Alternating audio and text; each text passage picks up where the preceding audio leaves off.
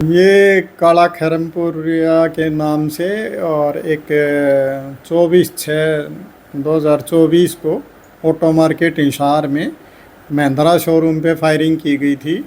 अंधाधुंध फायरिंग वहाँ पे हुई थी, जिसके संबंध में मुकदमा दर्ज हुआ और 5 करोड़ रुपए की फिरौती मांगी गई थी। तो उसके बाद हमने कानूनी प्रक्रिया अपना के और विदेश में बैठे काला खैरमपुरिया को कानूनी प्रक्रिया के तहत ला के और यहाँ पे गिरफ्तार किया था, जो आज भी पुलिस रिमांड पे चल रहा है। और उसी का एक साथी रोहित, जो बालसमंद का रहने वाला है, वो भी इस घटना के तुरंत बाद जाके, और वो थाईलैंड में रह रहा था और इसके साथ ही उसका एसोसिएट था और उसकी काफ़ी इसके साथ घनिष्ठता थी और इन सारे मामलों में उसकी संलिप्तता के बारे में पता चला है। तो हमने उसकी भी कानूनी प्रक्रिया अपनाई और उसकी सारी कानूनी प्रक्रिया के बाद एलओसी जारी कराया गया और उसके तहत कल बेंगलोर एयरपोर्ट पे उसको हमने काबू करके और कानूनी प्रक्रिया के तहत दिल्ली एयरपोर्ट लाके और गिरफ्तारी करके आज हम उसको कोर्ट में पेश कर रहे हैं हिसार, और उसका पुलिस रिमांड हासिल करेंगे।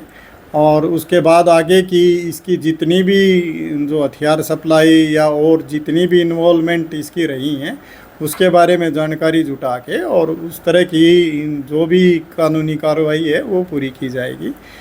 अभी हम एसटीएफ के द्वारा ये पिछले 15 दिन में दूसरा ऐसा अहम अपराधी है जो विदेश में बैठ के अपराध में शामिल थे। काला खैरमपुरिया को जिस दिन हम लेके आए थे उसके 15 दिन के अंदर ही आज हम इसको भी लाके और इसको कानून के दायरे में लाने में सफल रहे हैं और एसटीएफ की ये कार्रवाई आगे भी जारी रहेगी। अच्छा सर, ये कौन है और कब से काला खैरमपुरिया के साथ जुड़ा था, कैसे उसके साथ इसने अपराध की दुनिया में कदम रखा, क्या कुछ इसको लेकर खुलासा होता है? ये हिसार के पास बालसमंद का रहने वाला है और इसकी पुरानी इसके साथ दोस्ती थी। और पहले का इसका ये है कि भी इसका क्रिमिनल कोई केस पहले इस पे दर्ज नहीं था, तो इसलिए ये अपने पासपोर्ट पे विदेश भाग गया था। इस घटना में इसकी इन्वॉल्वमेंट थी और इसीलिए इस घटना के तुरंत बाद ये थाईलैंड भाग गया और उसके साथ ही फिर इसके साथ वहाँ पे रह रहा था। अच्छा, इस घटना में क्या कुछ इन्वॉल्वमेंट थी? क्या काला खैरमपुरिया इससे डायरेक्ट टच में था? इसके द्वारा उस वारदात को अंजाम दिलाया गया था? बिल्कुल, ये सारी चीज़ें हैं और जब भी ये सारी यही कार्रवाई हमने की है। लेकिन अभी क्योंकि कल उसको बेंगलोर एयरपोर्ट से हमने काबू किया, यहाँ लेके आए और आज क्योंकि हिसार अदालत में उसको पेश करना था तो वहाँ पेश करने टीम गई हुई हैं और उसके बाद उसको ला के पुलिस रिमांड पे और पूरी पूछताछ करके, क्योंकि काला खैरमपुरिया भी हमारे पास पुलिस रिमांड पे ही है एसटीएफ के पास, और ये भी अब हम कोशिश करेंगे न्यायालय के द्वारा हमें पुलिस रिमांड मिल जाए तो उसके आमने सामने बिठा के और पूरी डिटेल से इस बात की पताजोई करके कि इनका क्या क्या रोल रहा है, उसके बाद सारी चीज़ों का खुलासा किया जाए। रंगदारी और फिरौती की बात भी सामने आ रही थी कि 5 करोड़ रुपए की रंगदारी या फिरौती मांगी गई थी, उसमें क्या कुछ इसका अहम रोल था? हाँ बिल्कुल, वो जो फायरिंग की गई थी वो सिर्फ और सिर्फ रंगदारी मांगने के लिए ही फायरिंग की गई थी और उसका ये चाह रहे थे कि भी उसका इफ़ेक्ट बाकी सारे लोगों पे भी पड़े और जिस मर्जी को हम फ़ोन करके फिरौती मांगते रहें और कोई भी ना नहीं कर पाए।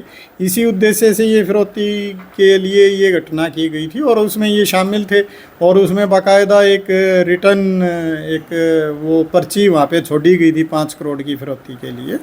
तो उस सारी घटना को मद्देनज़र रखते हुए ही, इसकी सेंसिटिविटी को देखते हुए मुकदमे की, और वो एसटीएफ हरियाणा को ये इन्वेस्टिगेशन सौंपी गई थी और उसमें हमने कार्रवाई करते हुए इनको काबू किया। रोहित का इसमें क्या रोल था? क्या रोहित सारे शूटर्स को कोऑर्डिनेट कर रहा था या फिर आर्म सप्लाई में इसका रोल था? जैसा कि मैंने बताया, अभी तो हम इसको लेके आए हैं।